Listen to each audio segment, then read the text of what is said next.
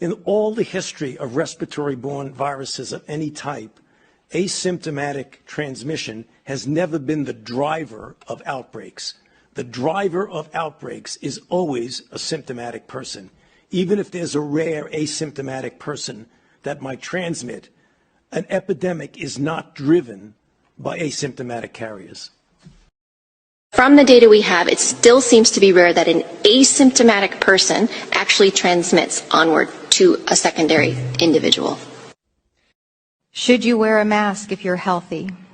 No. If you do not have any respiratory symptoms such as fever, cough, or runny nose, you do not need to wear a medical mask like this one. If you have cough, fever, and difficulty breathing, you should wear a mask and seek medical care. If you do not have these symptoms, you do not have to wear masks because there is no evidence that they protect people who are not sick. Masks are really not necessary and they may actually be unhelpful. Right now in the United States, people should not be walking around with masks. There's no reason to be walking around with a mask.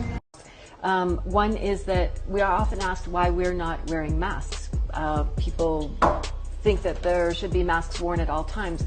It may be what you are recommended in your country, but in terms of WHO's guidance, as long as you can stay 1 meter apart, which we took care that we are 1 meter or more apart, then you don't need to wear a mask. And if you're not sick, you shouldn't be wearing a medical mask, but if you are, then you should. People who are sick wear a mask. We recommend that people who are around someone who's COVID positive wear a mask, but do not recommend that the general public wears masks as a protective mechanism.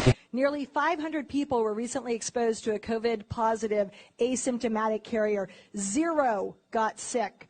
The CDC a couple weeks ago did a study where they looked at every single other study in the entire world on face mask wearing. And this is what they found. The CDC found, quote, no reduction in viral transmission with the use of face masks. That was non-pharmaceutical measures in non-healthcare settings, May 2020.